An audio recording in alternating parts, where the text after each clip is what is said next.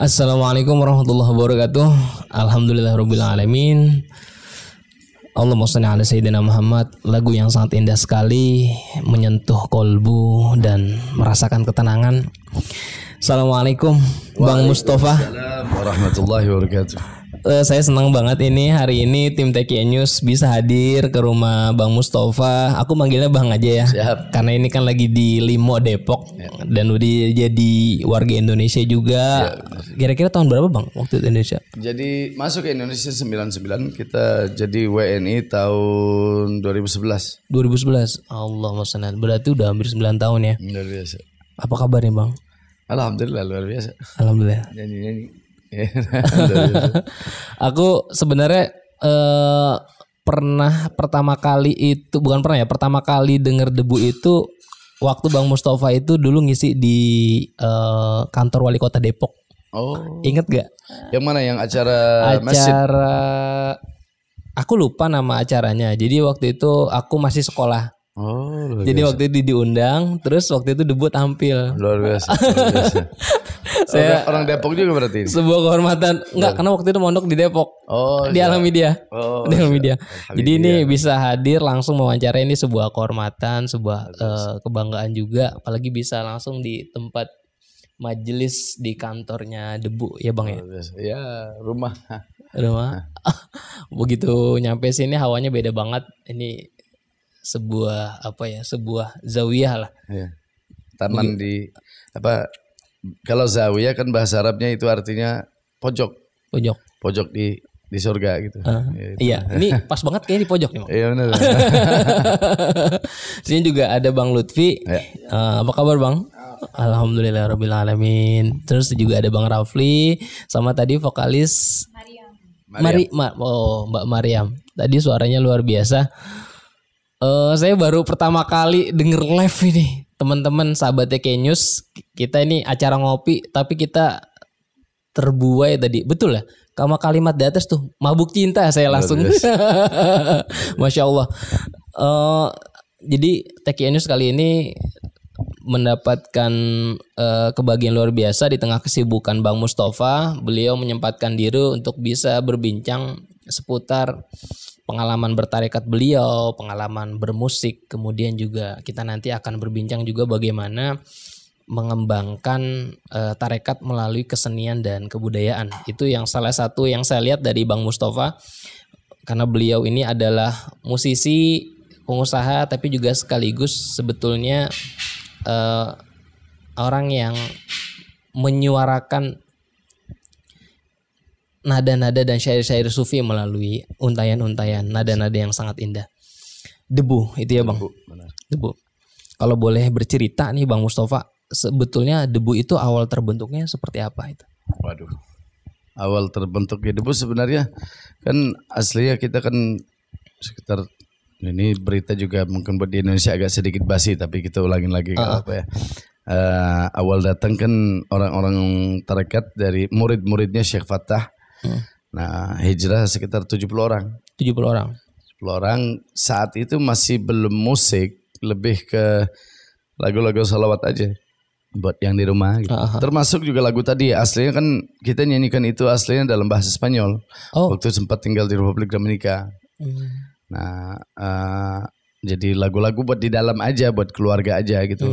Nah, setelah nyampe ke Indonesia, majelis-majelis mulai minta kita hadir, dari situ ke kantor, dari kantor ke panggung, kira-kira. Dari situlah baru musiknya dikenal luas se Indonesia dan berbagai negara. Benar. Tapi yang jadi penasaran itu sebenarnya kan orang itu lebih kenal debu itu musik sufinya. Ya. Tapi yang jarang orang tahu tarekatnya, Bang Mustafa nih. Kalau boleh tahu pengalaman bertarekat dan bersufi itu sebetulnya kaitannya seperti apa sih? Kalau buat saya yang namanya sufi ya orang tarekat. Nggak ada orang sufi kalau nggak bertarekat.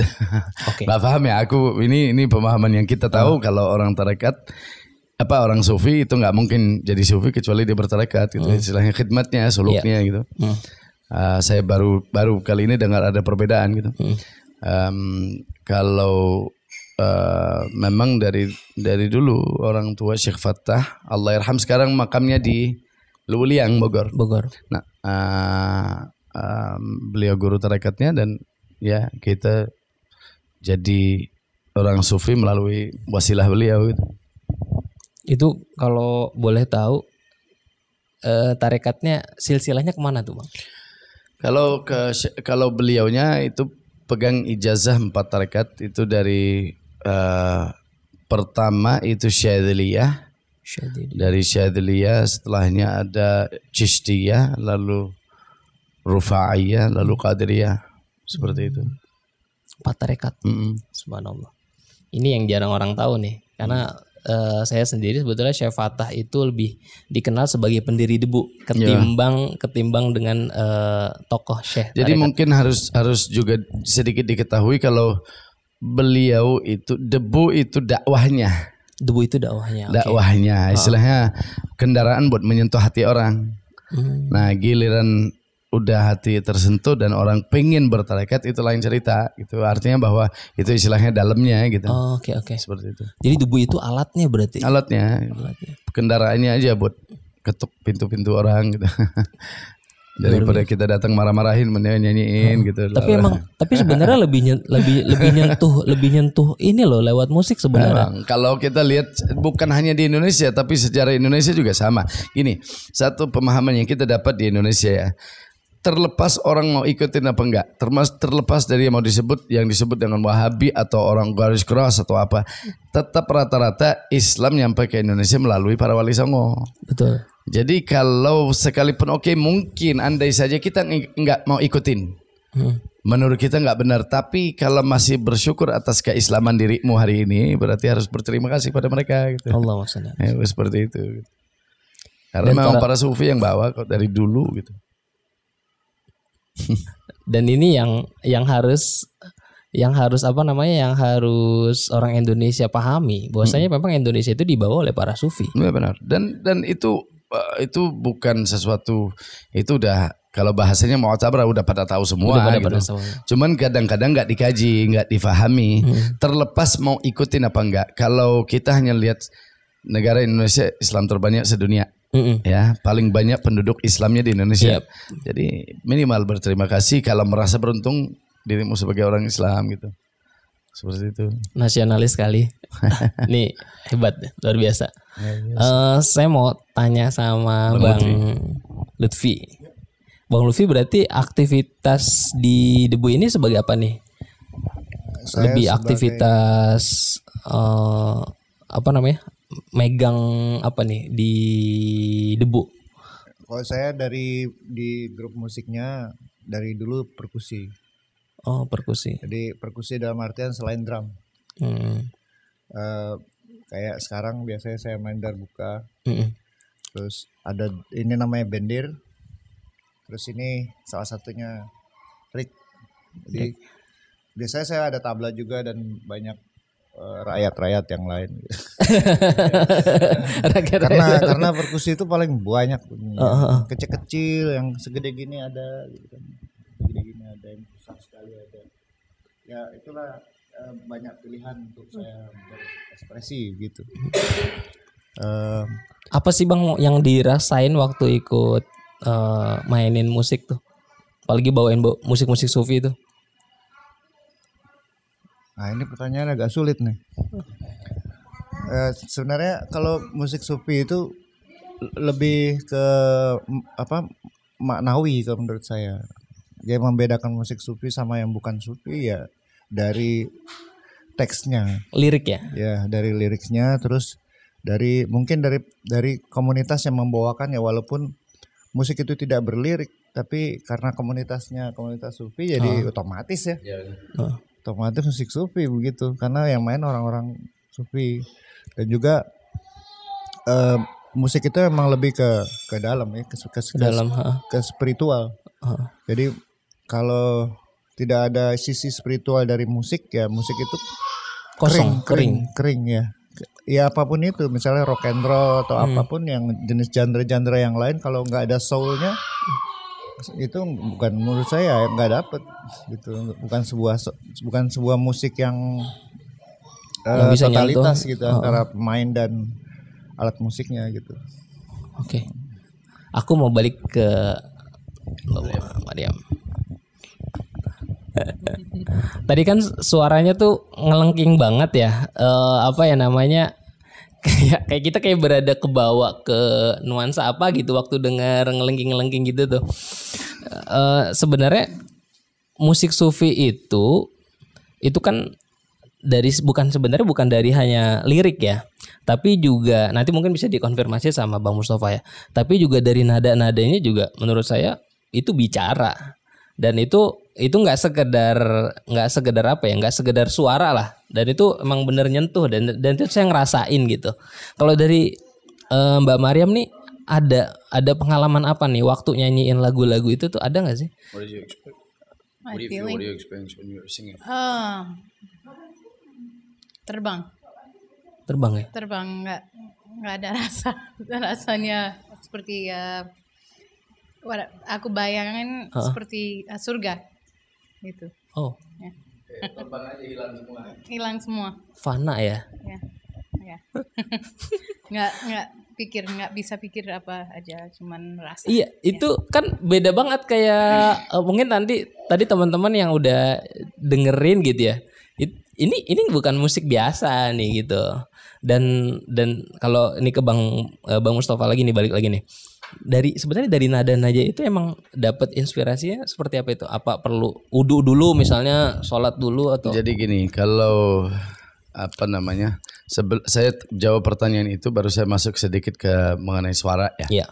Yang pertama banget adalah Rasulullah SAW menyampaikan bahwa saya telah mengajarkan kalian tata cara, akhlak dan lain-lain. Tapi ada satu hal, dan itu rasa Allah memilih saya itu cuman Allah kasih aja gitu. Nah sehingga pada saat dibawakan, termasuk juga kita udah hampir 20 tahun kita nyanyi bareng. Ini memang orang-orang pilihannya Allah aja. Bahwa termasuk juga kalau dia nyanyi ini oke, kita bisa bilang oh ini suaranya keren apa, padahal ditanya ke dia plong aja ya, memang ya Allah punya suara gitu ya. Sama pada saat aku ini kebetulan Lutfi setahun kemarin di Bali, di sini bisa berjam-jam satu pukulan aja baru datang, tapi kita dengerin ya ini zikirnya gitu. Nah, jadi ini balik lagi ke ilmu suara.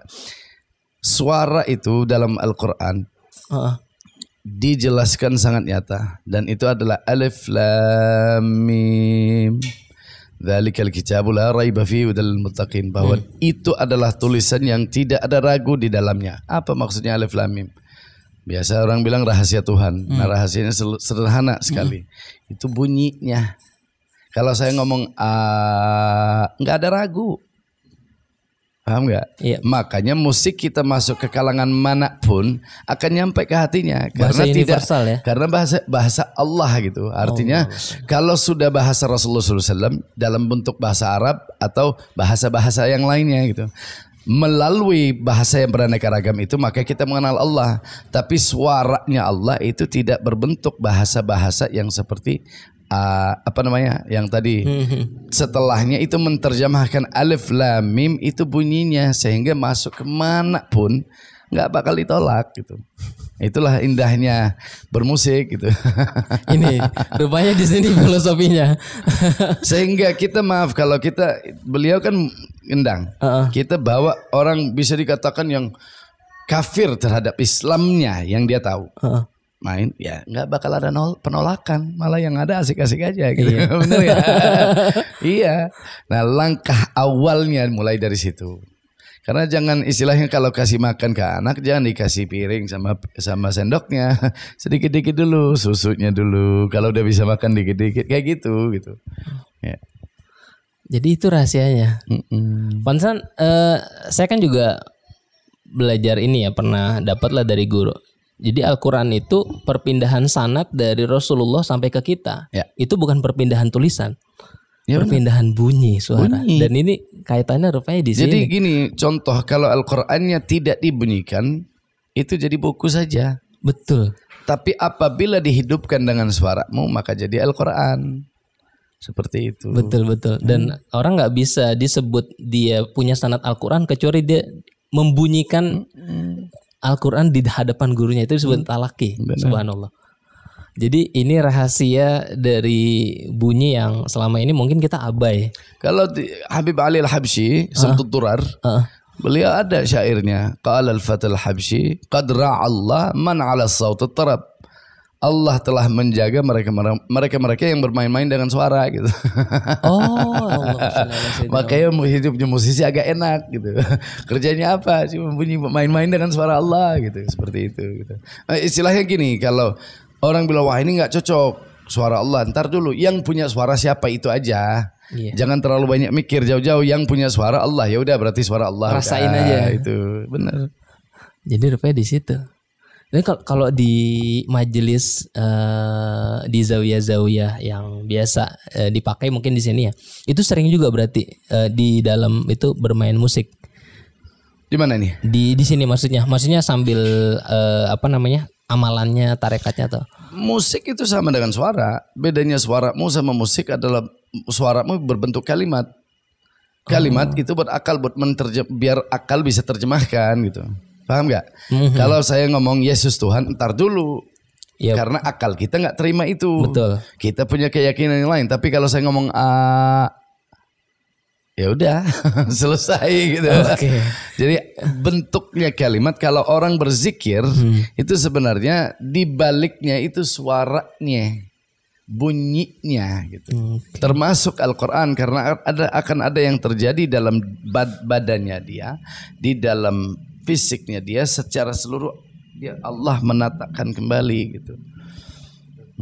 Otak kita aja yang membatas-batasin, makanya disuruh jangan mikir-mikir banyak-banyak, bersuara dulu.